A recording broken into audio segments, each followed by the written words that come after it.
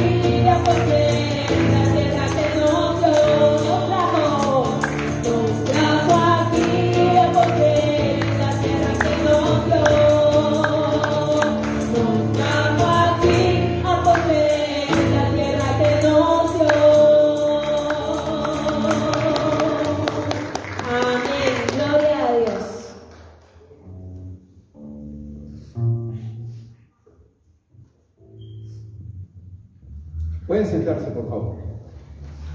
Y antes de leer la palabra del Señor, que es el texto que se va a usar para la predicación de esta mañana, quiero informarles, aunque más adelante lo voy a volver a repetir, todos los que somos miembros de esta iglesia, les agradezco que después del servicio se queden, porque vamos a tener una asamblea ordinaria esta tarde. Así que por favor recuerden, hermanos miembros de esta iglesia, no se vayan, se queden porque inmediatamente vamos a comenzar con la asamblea. Miren, en todo lugar suceden accidentes, ¿verdad? Aquí también en la iglesia pueden suceder. Y cuando uno trabaja para el Señor, estoy laborando, ¿no? Sí. Así que el domingo pasado hubo un accidente laboral. No sé si ustedes se dieron cuenta, yo pensé que era algo más liviano.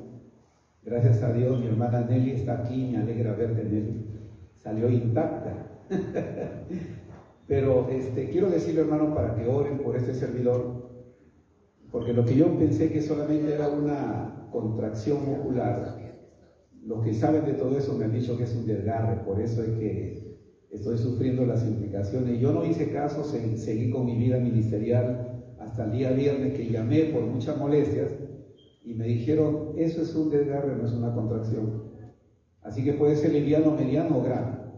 Y como no se sabe, guarde reposo. Así que he procurado guardar reposo, pero es difícil, hermano, la tarea que Dios nos ha dado. Ya el viernes, después que recibí el mensaje de reposo, ustedes saben, o el sábado, sí, no, el viernes, llamó a nuestra hermana, me llamó personalmente y me dijo: pastor, mi hija acaba de partir con el Señor. Y luego me llamó y me dijo: la vamos a velar en tal lugar. Obviamente no podía, con esa invitación yo no podía quedarme en mi cama. Y gracias a Dios pude acompañar a nuestra hermana Ruth Escobar de Padilla en la despedida que le hicimos a nuestra hermana Débora Padilla Escobar. Quizás muchos la han conocido, ¿no? Otros quizás para ustedes el nombre no es familiar, pero es una familia muy querida dentro del pueblo del Señor, de esta iglesia. Y nuestra hermana partió con el Señor, Débora partió con el Señor el día viernes. Y ahí estuvimos como iglesia, representando a esta iglesia, acompañando a nuestros queridos hermanos. Así que, hermanos, les agradezco. Oren solamente por este servidor. Tuvo un accidente laboral. Ahí el contador se ríe porque vamos a leer. Quiero que les pido por favor que busquen en sus Biblias, en el primer libro de Samuel, del profeta Samuel. Primero de Samuel, capítulo 7, del 1 al 17, les agradezco que presten atención. Primero de Samuel. Samuel tiene dos libros, 1 y 2. Voy a leer en el primer libro de Samuel, capítulo 7, del 1 al 17. Me siguen con la lectura, por favor. Vinieron los de Kiriat Jearim y llevaron el arca de Jehová y la pusieron en casa de Abinadab, situada en el collado, y santificaron a Eleazar su hijo para que guardase el arca de Jehová. Desde el día que llegó el arca a Kiriat Jearim pasaron muchos días, 20 años, y toda la casa de Israel lamentaba en pos de Jehová. Habló Samuel a toda la casa de Israel diciendo: si de todo vuestro corazón os volvéis a Jehová, quitad los dioses ajenos y a Astarot de entre vosotros, y preparad vuestro corazón a Jehová, y solo a él servid, y os librará de la mano de los filisteos. Entonces los hijos de Israel quitaron a los Baales y a Astarot, y sirvieron solo a Jehová. Y Samuel dijo: reunid a todo Israel en Mizpa, y yo oraré por vosotros a Jehová. Y se reunieron en Mizpa y sacaron agua, y la derramaron delante de Jehová, y ayunaron aquel día y dijeron allí: contra Jehová hemos pecado. Y juzgó Samuel a los hijos de Israel en Mizpa. Cuando oyeron los filisteos que los hijos de Israel estaban reunidos en Mizpa, subieron los príncipes de los filisteos contra Israel, y al oír esto los hijos de Israel tuvieron temor de los filisteos. Entonces dijeron los hijos de Israel a Samuel: no ceses de clamar por nosotros a Jehová nuestro Dios, para que nos guarde de la mano de los filisteos. Y Samuel tomó un cordero de leche y lo sacrificó entero en holocausto a Jehová. Y clamó Samuel a Jehová por Israel, y Jehová le oyó. Y aconteció que mientras Samuel sacrificaba el holocausto, los filisteos llegaron para pelear con los hijos de Israel. Mas Jehová tronó aquel día con gran estruendo sobre los filisteos, y los atemorizó, y fueron vencidos delante de Israel. Y saliendo los hijos de Israel de Mizpa, siguieron a los filisteos hiriéndolos hasta abajo de Belcar. Tomó luego Samuel una piedra y la puso entre Mizpa y Sen, y le puso por nombre Ebenezer, diciendo: hasta aquí nos ayudó Jehová. Así fueron sometidos los filisteos y no volvieron más a entrar en el territorio de Israel, y la mano de Jehová estuvo contra los filisteos todos los días de Samuel. Y fueron restituidos a los hijos de Israel las ciudades que los filisteos habían tomado a los israelitas, desde Ecrón hasta Gat, e Israel libró su territorio de mano de los filisteos, y hubo paz entre Israel y el amorreo. Y juzgó Samuel a Israel todo el tiempo que vivió, y todos los años iba y daba vuelta a Betel, a Gilgal y a Mizpa, y juzgaba a Israel en todos estos lugares. Después volvía a Ramá, porque allí estaba su casa, y allí juzgaba a Israel, y edificó allí un altar a Jehová. Bienvenida nuestra hermana Ruth. Esta es su casa, mi hermanita. Qué gusto verte, Ruth. Hermana Esther, qué bueno verte esta mañana. Nuestra hermana Ruth, les acababa de hablar de ella, está aquí acompañándonos en el servicio de hoy. Nuestra hermana Esther de Soriano es esposa de nuestro querido pastor del Ecuador. Diga su nombre, hermana, el nombre del esposo. Buenos días, hermanos. Mi esposo es doctor Marco González y mi nombre es Esther. Bienvenida. Bienvenido desde Ecuador, fíjense. Ha venido acá para acompañarnos esta mañana.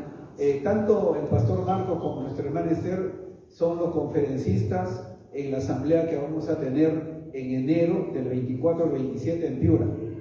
Así que desde ya, bienvenida hermanas. Bienvenida hermana Ruth nuevamente. Esta mañana quiero presentar con mucha alegría nuevamente a nuestro hermano Nilton Maldonado. Nilton, por favor. Esta mañana nuestro hermano Nilton va a tener la exposición de la palabra del Señor, y doy gracias a Dios porque Nilton forma parte de este equipo pastoral de aquí de la iglesia, donde tenemos varios predicadores, gracias a Dios, ¿verdad? Nos damos ese lujo ahora, es un lujo, ¿no? Podríamos llamarlo un lujo, pero es una bendición contar con hombres como Nilton, que esta mañana él va a tener, y ha sido mi oración. El Señor lo use grandemente en la exposición de su palabra. Adelante, hermano.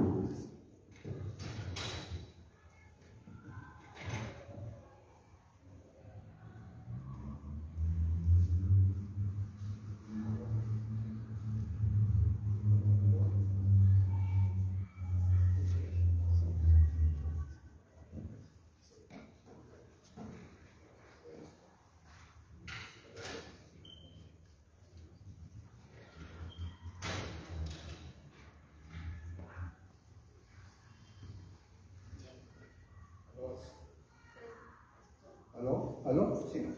Bueno, buenos días, hermanos. Hoy día vamos a hablar un poquito sobre el profeta Samuel, sobre el texto que hemos leído, ¿no? Y Samuel viene a ser el último de los jueces y viene a ser uno de los profetas anteriores, o en todo caso de inicios de la monarquía de Israel. ¿Recuerdan ustedes? El pueblo de Israel pasó por muchos periodos, ¿no?, antes de llegar a ser una nación propiamente dicha. Israel, que estuvo en cautiverio dentro de Egipto, salió como un pueblo, como una nación vamos a decir en formación, un grupo de familias salen de Egipto y empiezan a vagar por el desierto. Jehová Dios les había prometido una tierra, y esa tierra se llamaba Canaán. Y cuando Israel está en el desierto, les toca pasar muchas cosas. Les toca pasar la bendición de Dios.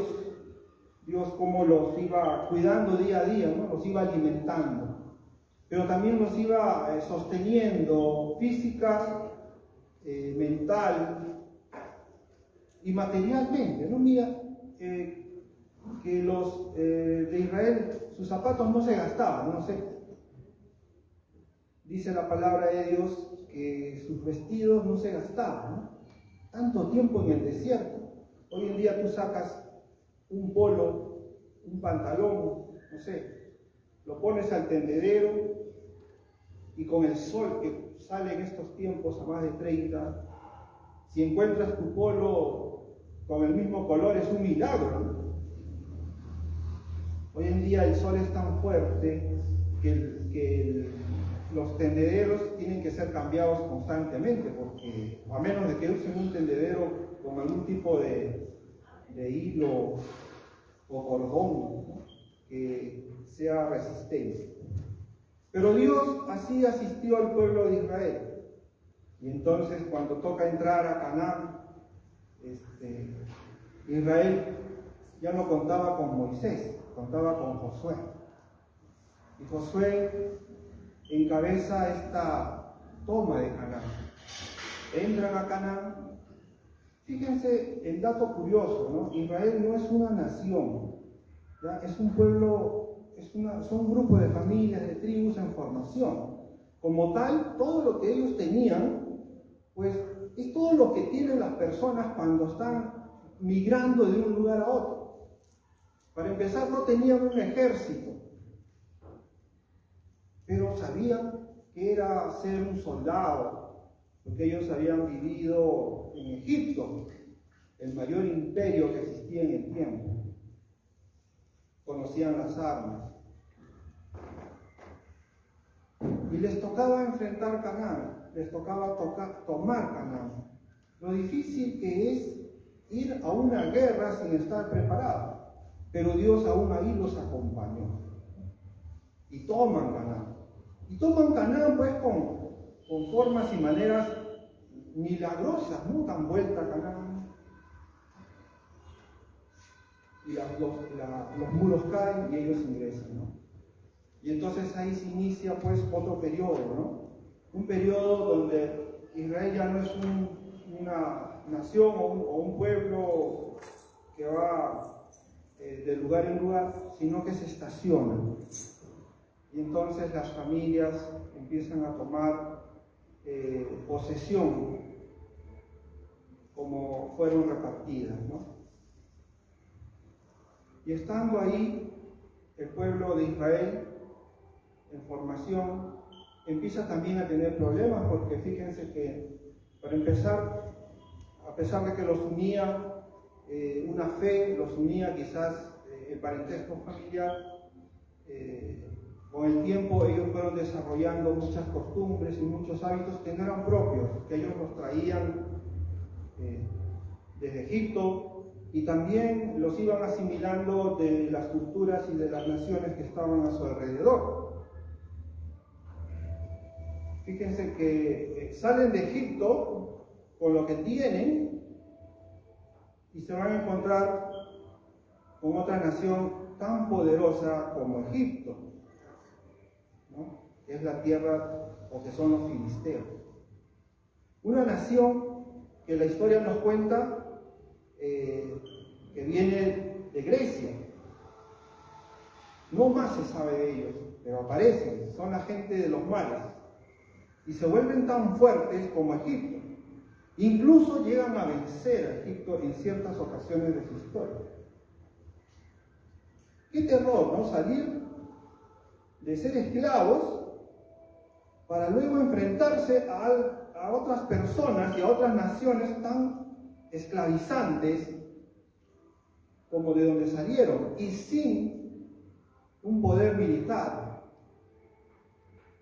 Este Israel va a ir conociendo a Dios poco a poco, y va a irlo conociendo a través de las intervenciones con la misericordia de Dios mismo, ¿no? Pero a través también de una acción, que es el de depender de Dios. Y entonces, cuando están en Canaán, ellos no tenían un gobernante. Entonces Dios, de tiempo en tiempo, les enviaba o les hacía nombrar un juez. Y los jueces se encargaron de gobernar por un largo periodo Israel. Y aparecían jueces que eran probos, ¿no? Que obedecían a Dios, y aparecían jueces que no eran probos, que sencillamente desobedecían a Dios.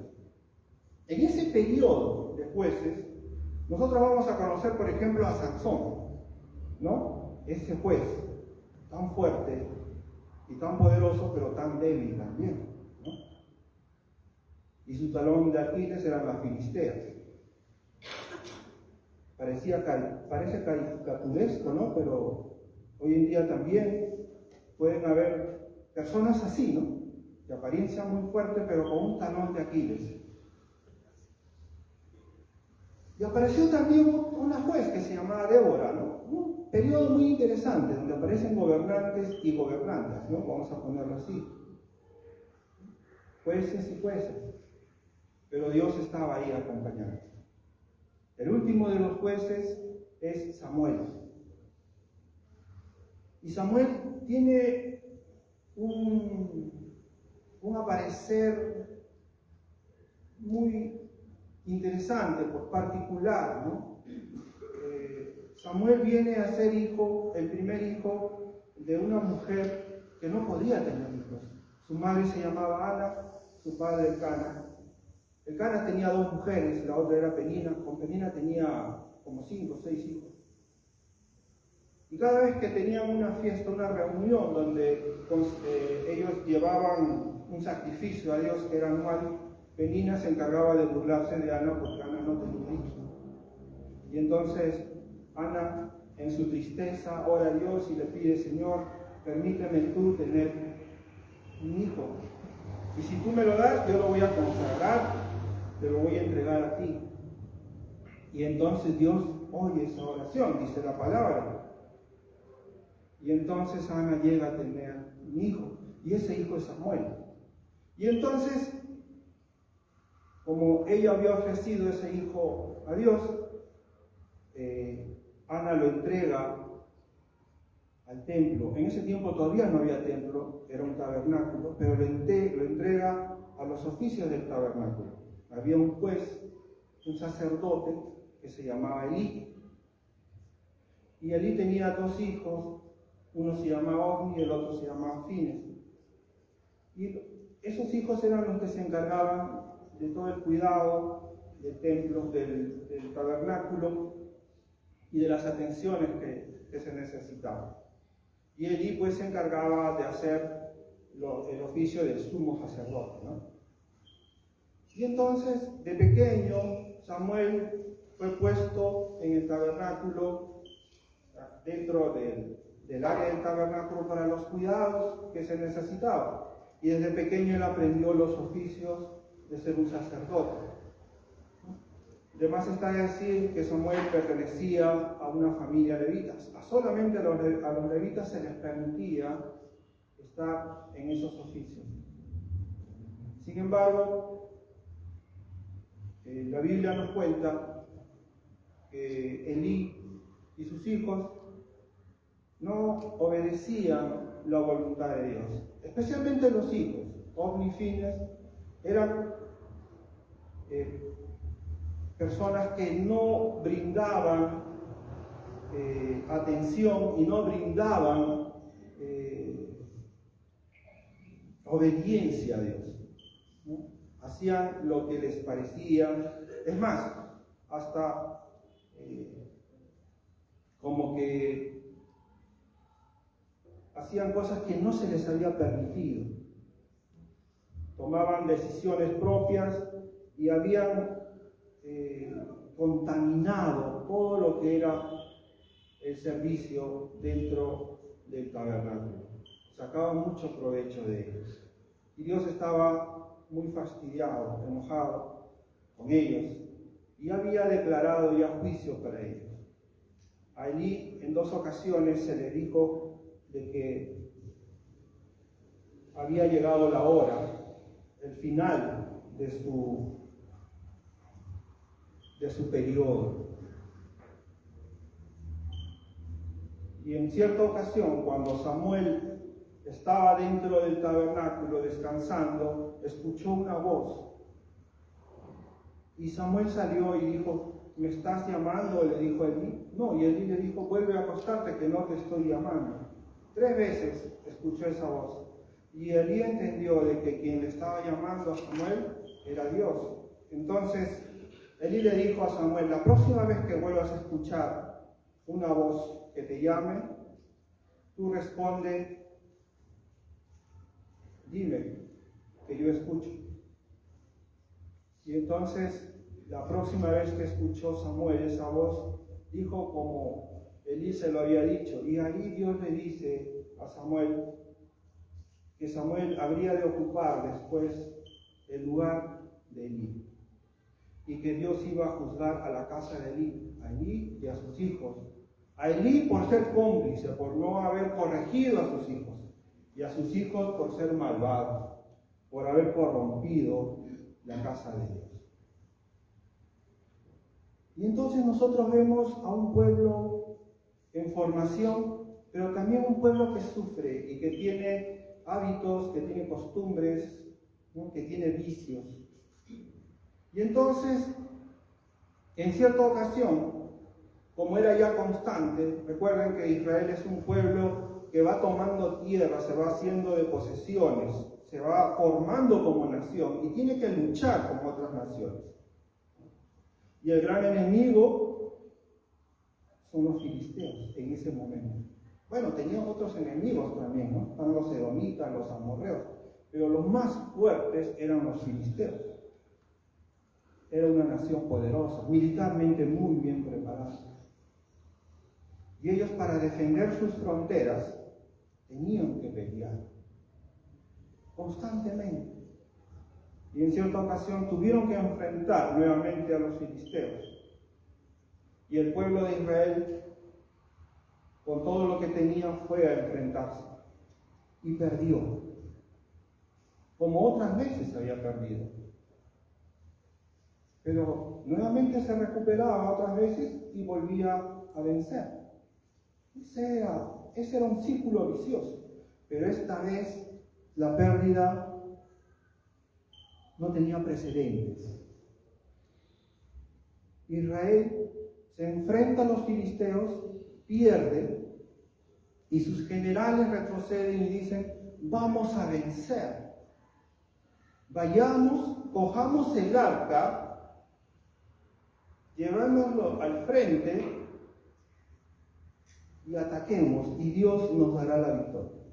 Entonces los israelitas agarraron el arca, fueron a la casa de Siloé, donde estaban los sacerdotes, o sea, los hijos de Elí, y les dijeron: ¿sabes qué? Hemos perdido, necesitamos el arca para vencer. Y los hijos de Elí agarraron el arca y fueron a la guerra. Enfrentaron a los filisteos y nuevamente volvieron a perder. Pero esta vez, como les dije, la derrota fue sin precedentes. En ese enfrentamiento murieron más de 30.000 israelitas. Los pocos que quedaron tuvieron que huir. Y los filisteos, cuando vieron el arca, tuvieron mucho temor. Pero frente a ese temor se levantaron y dijeron: nosotros no vamos a ser un pueblo esclavizado como son los hebreos con nosotros. Nosotros no vamos a sufrir como sufrieron los egipcios. Tenemos que enfrentar. ¿Qué fuerza han cogido estos filisteos? Que se armaron de valor, hicieron frente a los israelitas y los vencieron. Pero yo creo que la victoria no estuvo en la fortaleza de los filisteos, sino en el desbande de los israelitas. Yo creo que la victoria no estuvo en la destreza que tuvieron los filisteos para empuñar sus armas, sino en la flaqueza, en el pecado, en la miseria que vivía este pueblo llamado Israel. Y entonces cogieron el arca y la llevaron a su tierra. Y la pusieron frente a su dios Dagón, en el templo de Dagón. Y el arca estuvo ahí por 7 meses. Pero en ese tiempo pasaron cosas misteriosas que llenó de terror a los filisteos. De pronto un día aparece el dios Dagón postrado ante el arca. Y los filisteos no se explicaban por qué. Volvían a levantar su estatua, su ídolo, lo volvían a poner frente al arca, y al día siguiente aparecía Dagón sin cabeza, sin brazos, y nuevamente postrado. de pronto empezaron a sufrir enfermedades los filisteos, tumores. Y de pronto sus cosechas empezaron a ser barridas por plagas, como pericotes, ratas, roedores. Y ellos decían, ¿qué está pasando? Inmediatamente los príncipes filisteos, para empezar, la nación filistea era una pentarquía, estaba gobernada por príncipes. No era una comunidad de iguales. Sus reyes, sus gobernantes, tenían poder sobre su mismo pueblo, pero también dentro de su pueblo había clases, y había clases desde las más serviles hasta las más poderosas, vamos a ponerlo así. Tanto así que habían ciudades fortificadas como aldeas, sin siquiera límites, ¿no? O sea, sin siquiera algún tipo de división, solamente por la naturaleza o la geografía. Y entonces, cuando los filisteos se dan cuenta de que empiezan a sufrir todas estas cosas, llaman inmediatamente a sus adivinos y a sus sacerdotes, porque Dagón, su dios, que era el dios de la siembra, el dios del trigo para los filisteos,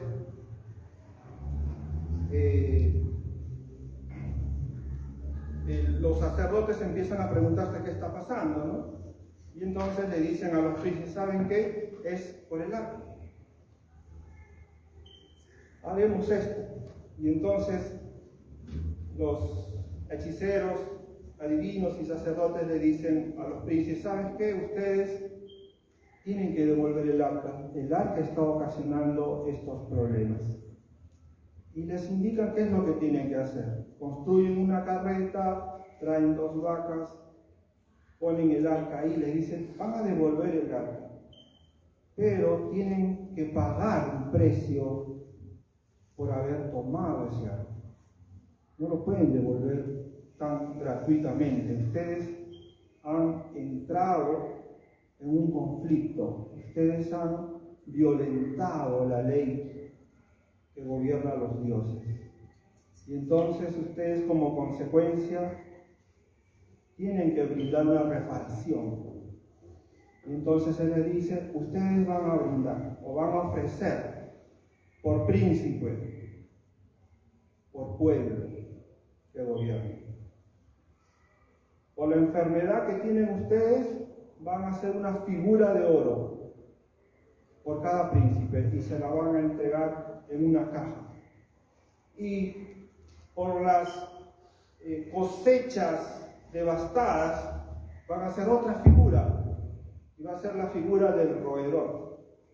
Y entonces así los filisteos en una caja juntaron 5 bultos de oro, cada uno representando a los príncipes, y 5 figuras de ratas, representando a los roedores que habían acabado con sus cosechas. Las pusieron en una caja, las subieron a la carreta y las enviaron. Y estaban ellos vigilando hacia dónde se iba esa carreta. Y entonces decían, si la carreta con los bueyes cogen un camino extraviado, sabremos de que todo lo que ha pasado ha sido por casualidad y no ha sido de Dios. Pero si la carreta coge un camino hacia la nación, hacia el pueblo de Israel, entonces sabremos que esto es de Dios, del Dios de los israelitas. Y fue así. Entonces la carreta llegó a un lugar que se llamaba Bet-Semes. Era un pueblo limítrofe, una aldea limítrofe con los filisteos. Llegó ahí, se estacionó ahí, y cuando se enteraron los israelitas que el arca había regresado, se alegraron. Y entonces los levitas salieron, destrozaron la carreta para hacer un tabernáculo, un lugar de ofrenda, cogieron las vacas y elevaron un sacrificio, ofrecieron un sacrificio a Dios. En agradecimiento a que el arca había regresado. Sin embargo, algunos moradores de Bet-Semes fueron aún más atrevidos, quisieron ver qué es lo que había en el arca, y ese día murieron muchas personas, se dice que murieron 70. Y el terror nuevamente se apoderó de esta nación, especialmente de esta aldea. Era una aldea que le pertenecía a la tribu de Dan, pero Dan la había despreciado porque era un lugar no muy acorde a lo que ellos querían. Y entonces se la habían dejado como heredad a los levitas que no tenían tierra. Entonces en esas tierras vivían levitas.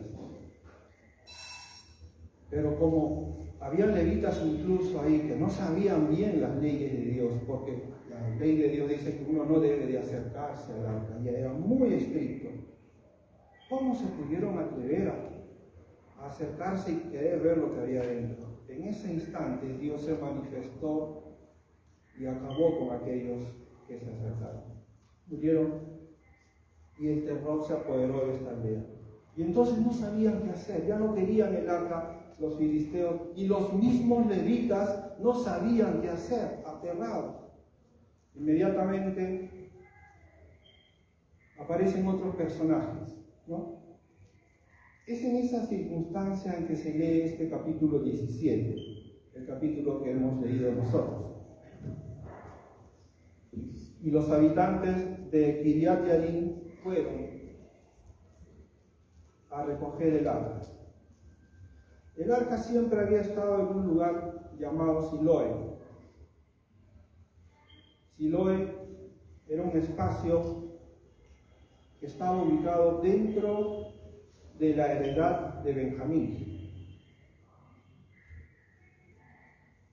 Pero cuando los filisteos entraron y acabaron y cogieron el arca, destruyeron toda la ciudad. Ya no quedaba lugar donde volverlo a ubicar. Y ya no sabían dónde volver a ubicar el arca. Y entonces estos habitantes de Kiriat Yarim eran los que vendrían a ser los habitantes de Judá. Cogieron el arca y la llevaron a Judá. Y estuvo ahí en la tierra de Judá durante 20 años, dice la palabra de Dios. 20 años. 20 años sufriendo muchas cosas, porque no sabían qué hacer. Recuerden que todavía Samuel era pequeño, pero en estos 20 años ya se hizo un hombre. Y entonces Samuel aparece en escena en este momento. Han pasado 20 años. Y Samuel aparece y le dice, bueno, si ustedes quieren recuperar sus tierras, quieren tener paz, si ustedes quieren que Dios les escuche sus llantos, entonces tienen que hacer estas cosas. Y Samuel les dice, tienen que dejar a sus baales, a sus dioses. Miren, era el pueblo de Israel que había visto cómo Jehová Dios los había mantenido durante mucho tiempo. Era el pueblo que había visto cómo los había sacado de Egipto. Era el pueblo que había experimentado cosas maravillosas que ningún ser humano había experimentado en la tierra. Sin embargo, ellos tenían dioses de otras naciones. Esto es lo increíble, ¿no? Y de repente nos podría estar hablando a nosotros también, ¿no? Porque cada uno recibe de Dios y cada uno tiene una experiencia con Dios muy propia. Y cada uno experimenta con Dios cosas que no ha experimentado. Y eso es lo que acumula y hace que su fe sea sólida o también endeble. Pero era el pueblo de Dios. Sin embargo, ellos tenían otros dioses. Yo quiero explicar que puede haber razones por las que unas personas puedan dejar en este periodo. Y es que los dioses en ese periodo se asociaban con el campo. Tenían muchos dioses. Por ejemplo, como yo les decía, Dagón era el dios de la cosecha, el dios del trigo. Y entonces habían como una especie de sindicatos, que si tú pertenecías a esa agrupación, a esos dioses tenías posiblemente preferencia para los granos, ¿no? Y entonces de repente tenías ciertas ofertas. Y por estas razones posiblemente ellos hayan adquirido algún tipo de membresía. Y entonces con el tiempo se hicieron parte de esto. Sin embargo, nada justifica el que uno pueda dejar su identidad, el que uno pueda dejar su fe, apostatar por algún bien, por alguna menudencia. Nada justifica. Pero esto había pasado con el pueblo de Israel. No solamente los habitantes, sino también los sacerdotes. Estaban entregados a estas desobediencias. Y cuando Samuel aparece, les dice al pueblo, ¿saben qué? Ustedes tienen que dejar esos dioses y tienen que pedir perdón. Y si quieren hacerlo, yo los espero en la torre del vigía. Y la torre del vigía se llamaba Mizpa. Era el lugar más alto y elevado del pueblo de Israel. Y todo el pueblo acudió, dice. Y ese día ellos pidieron perdón a Dios. Dejaron sus dioses, ayunaron. Y cuando esto pasaba, los filisteos se enteran. Y entonces vuelven al ataque. Vuelven al ataque. Pero ese día Dios se iba a manifestar. Ese día Dios nuevamente los iba a escuchar. Porque fíjense cómo es que los filisteos, en su forma y su modo de ver, trataban de agradar a sus dioses, presentando también ellos sacrificios, pero sacrificios como ellos lo entendían o como ellos lo habían prescrito. Pero ese día Samuel nuevamente armó un estrado, armó nuevamente un holocausto y dice que ofreció terneros, conforme señalaba la ley de Moisés, y ofreció por el pueblo estos becerritos por el pecado. Y Dios escuchó el clamor de ese pueblo. Y al escucharlo Dios se apiadó de ellos. Fíjense, nuevamente tienen que regresar al punto de inicio.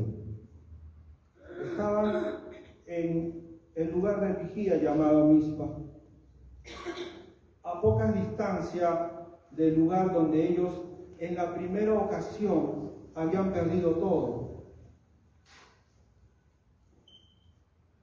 Había un lugar que se llamaba Ebenezer y no significaba hasta aquí nos ayudó Jehová. Era una ciudad y significaba mi roca de refugio, mi roca de esperanza.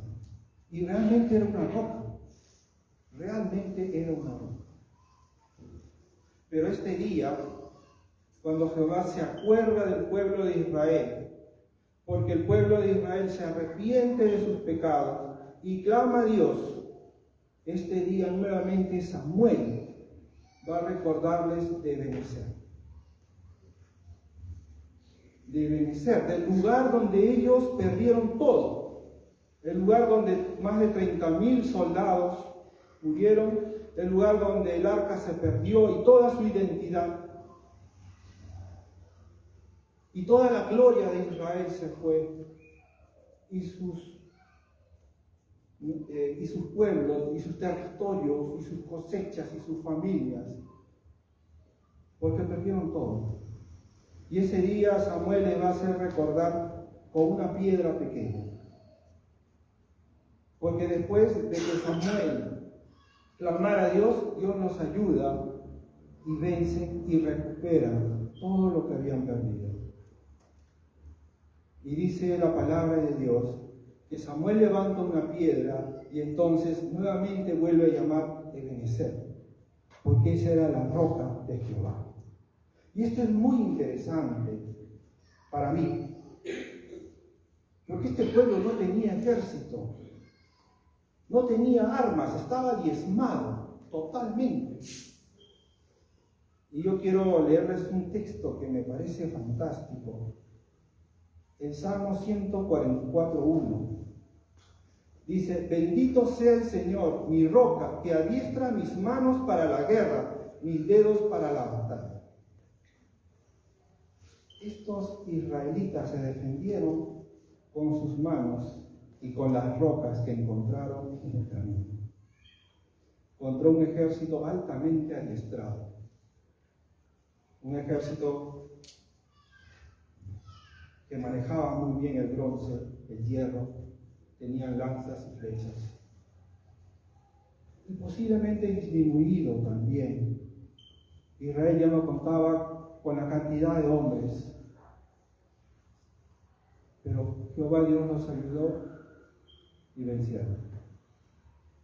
¿Qué nos dice esto?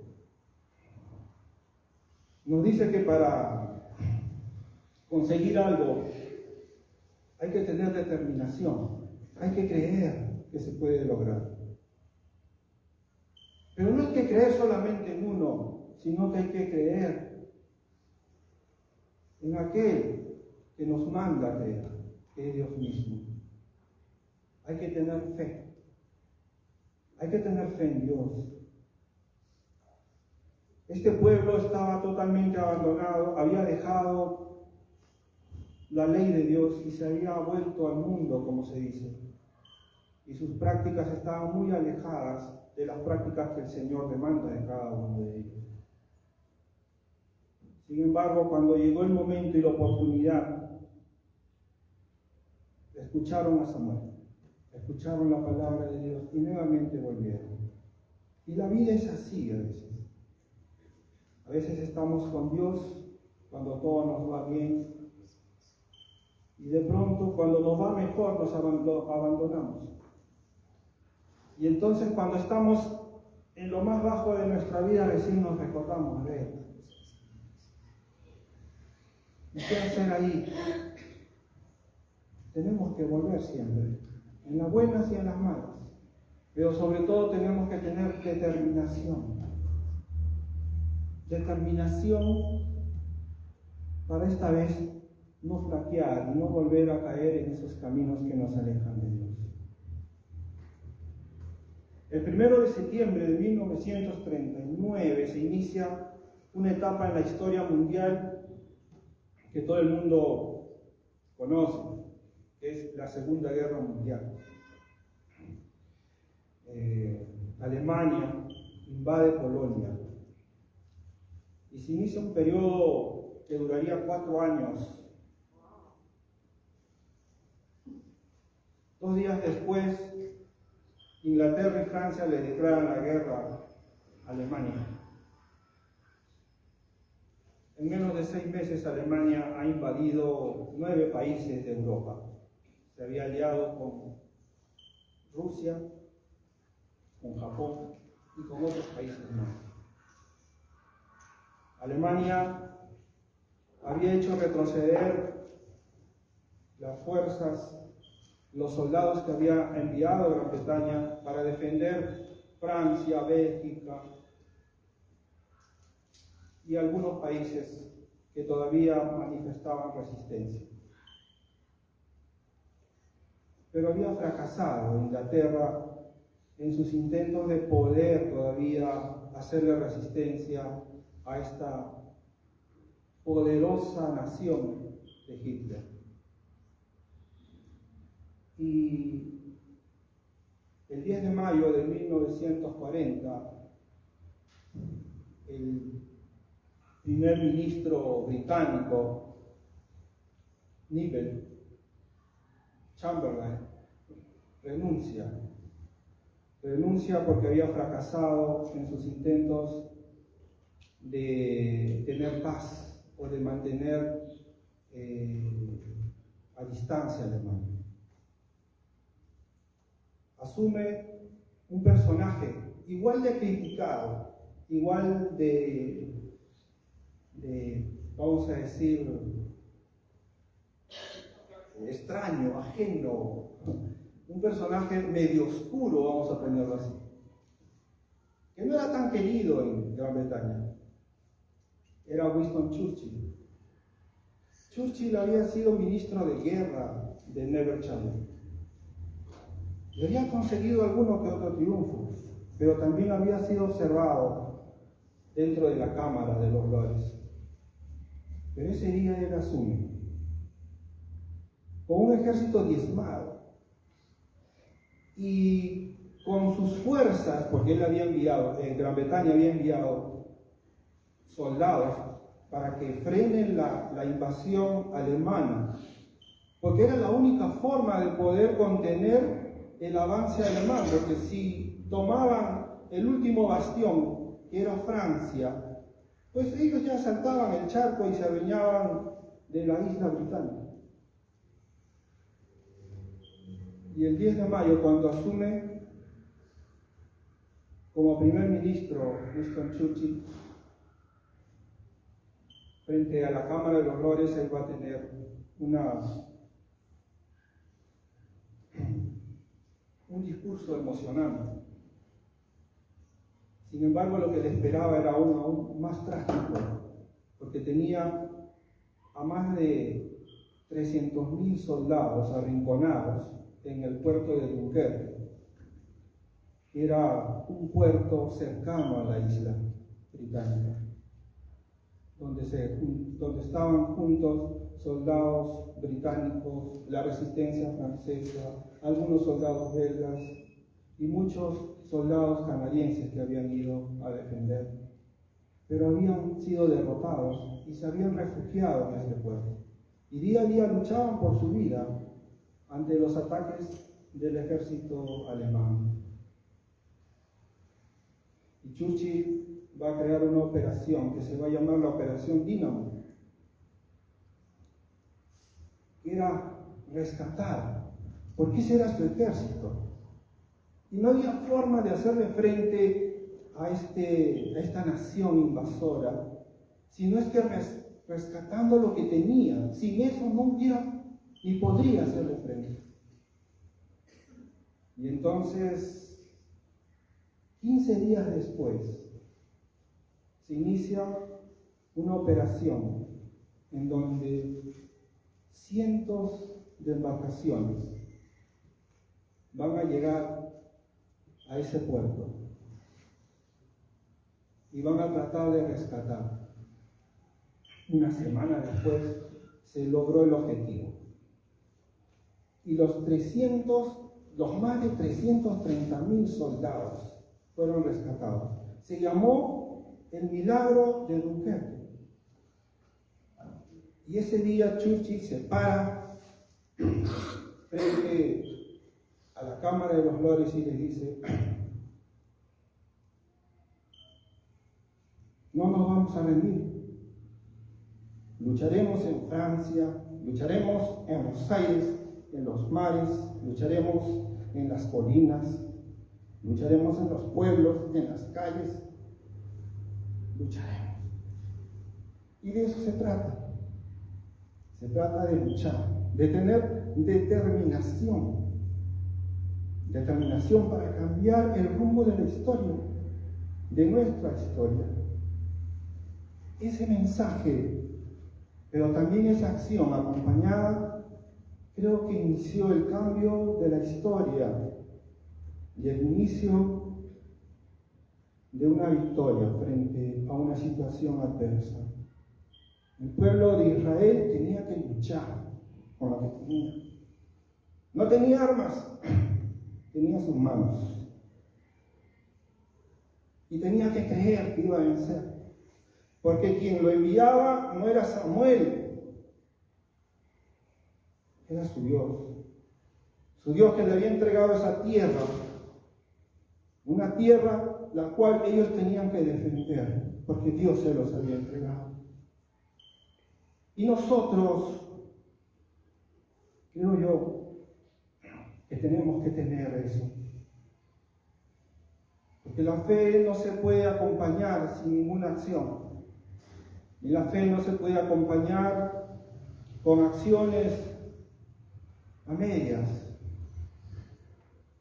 Nuestra fe tiene que ir acompañada con determinación. Y tenemos que luchar contra aquellas cosas que impiden que nuestra relación con Dios sea sólida. Samuel entendió eso.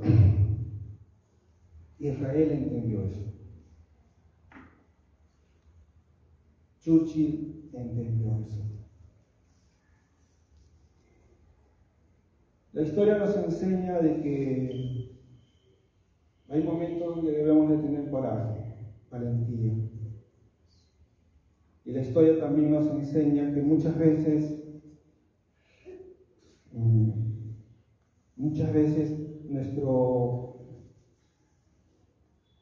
nuestra victoria puede estar acompañado de fracasos. Pero a esos fracasos nunca hay que perderle el entusiasmo, porque de fracaso en fracaso, sin perder el entusiasmo, al final se consigue la victoria por la determinación. Mis hermanos, que Dios los bendiga, pero tengan determinación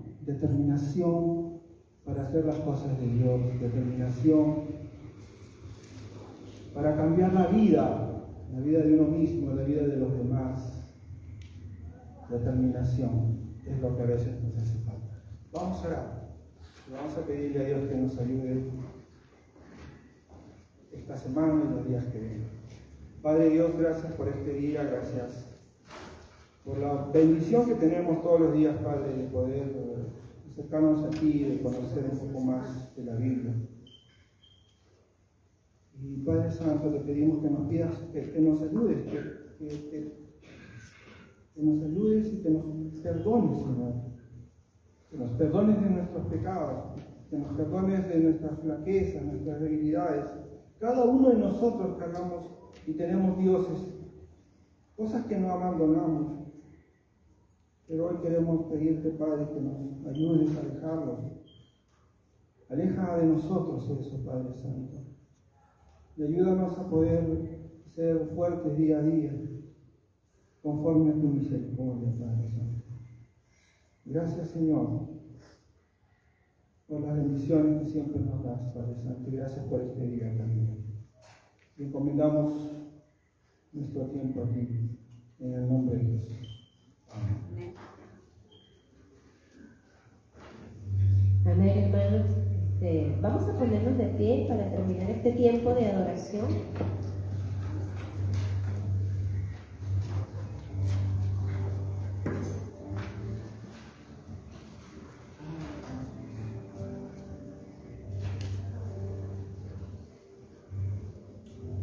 Y vamos a estar cantando y vamos a estar adorando a nuestro Dios.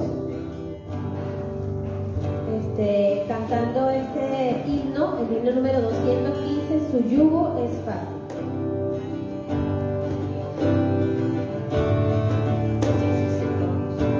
Jesús el Señor es mi buen pastor, pues me hace reposar en verdes pastos de amor, donde yo descansar.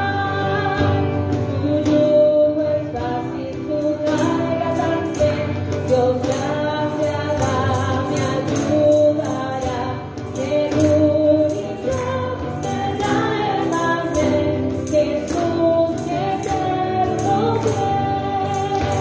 Si ando en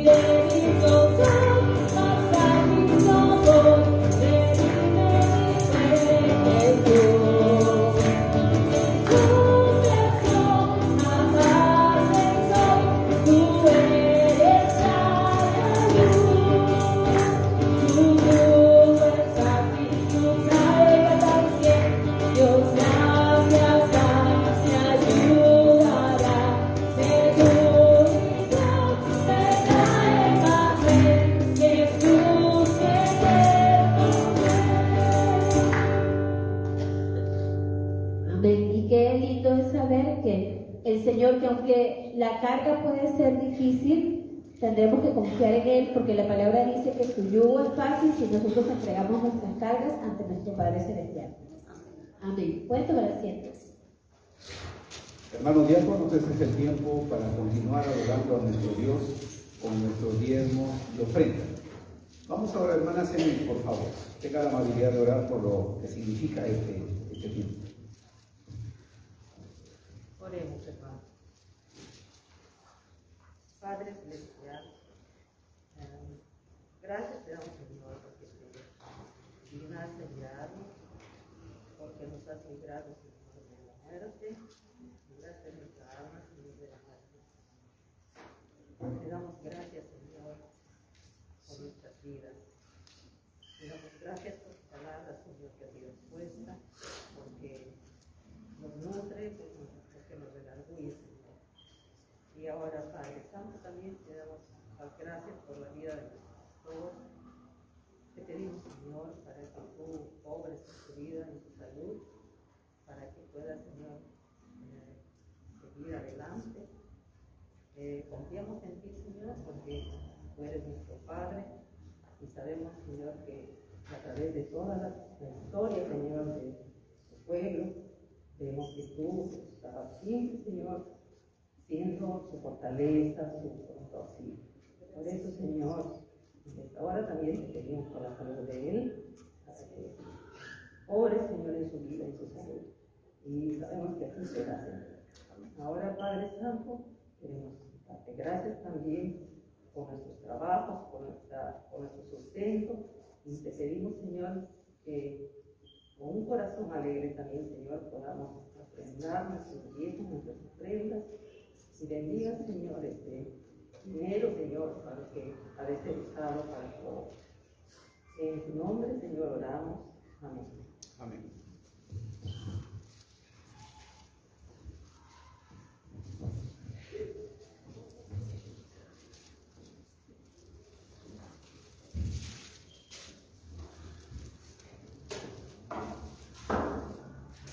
Cada domingo, o mejor dicho, este mes de noviembre, este es el último domingo de noviembre y finalizamos nuestro mes aniversario, ¿verdad? Y cada domingo una de nuestras misiones ha tenido acto de presencia acá. El domingo pasado Chincha se hizo presente en la persona de una hermana que ganamos para Cristo y que bajó las aguas del bautismo. El día de hoy, Tayacaja vaya pasando, Tayacaja está aquí.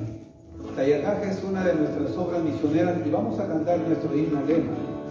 Recuerden que la iglesia está presente en diferentes lugares de Lima, también está en Ayacucho, está en Puno y está en Chincha.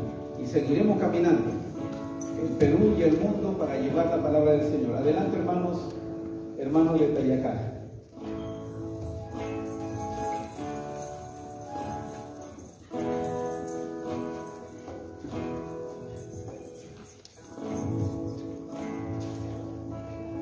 Suban, por favor.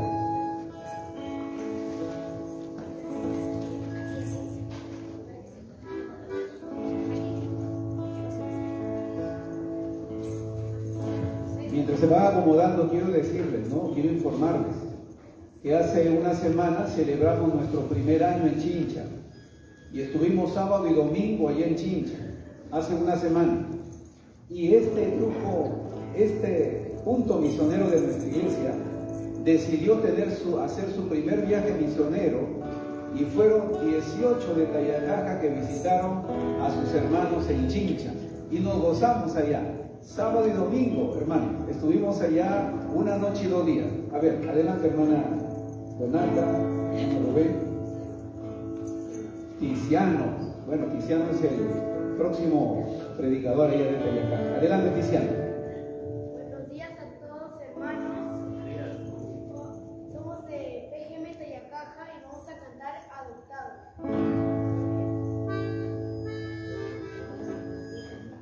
Buenos días, hermanos. Hoy somos de PGM Tayacaja y hoy vamos a cantar Adoptado.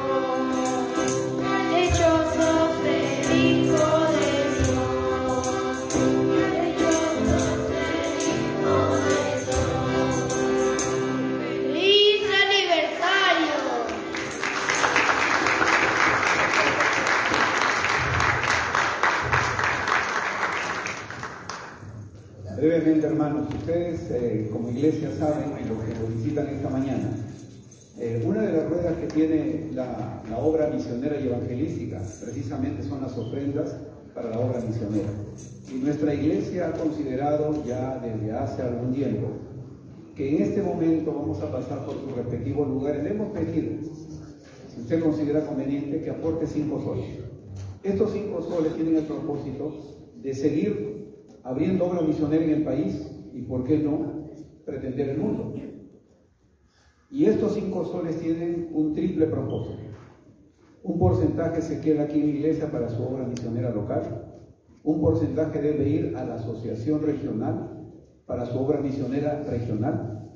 Y otro porcentaje va a la Junta de Misiones de la Convención, también para la obra nacional y mundial. Así que quiero pedir a nuestros hermanos diáconos que puedan pasar nuevamente. Y como le digo, ¿no?, aquí en este momento, si usted considera que quiere apoyarnos, son 5 soles semanales, pero es estrictamente para la obra misionera de la iglesia, de la asociación y del país. Adelante.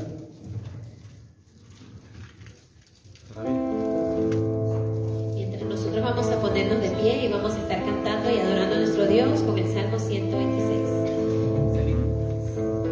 Cuando Jehová quisiere volver la cautividad de Sion, cuando Jehová quisiere volver la cautividad de Sion, y entonces nuestra boca se llenará de risa, nuestra lengua de alabanza. Grandes cosas ha hecho Jehová, y estaremos alegres, alegre, alegre, es la gente que ama a Dios.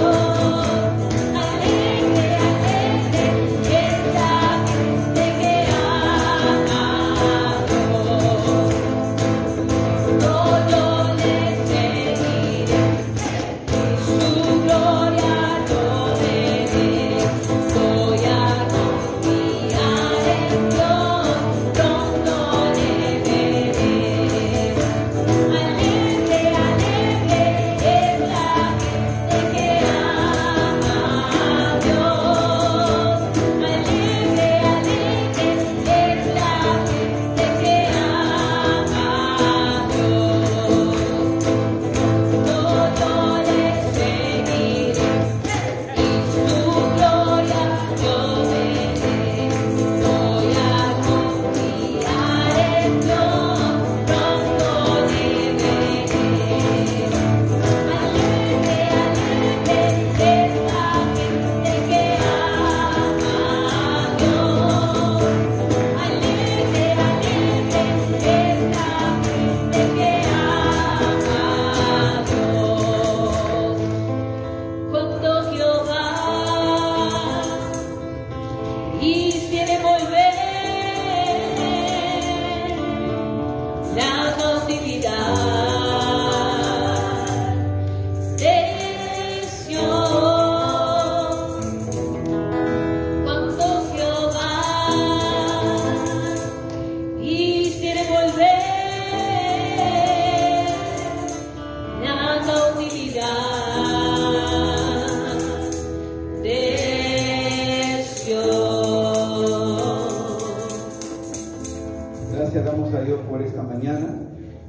Están todos despedidos, salúdense, pero quiero pedirles a los que son miembros de la iglesia que por favor se queden. Hoy tenemos una asamblea ordinaria, así que por favor vamos a empezar inmediatamente y que Dios bendiga a toda la iglesia y a todas nuestras visitas. Muy bien, hermana presidenta.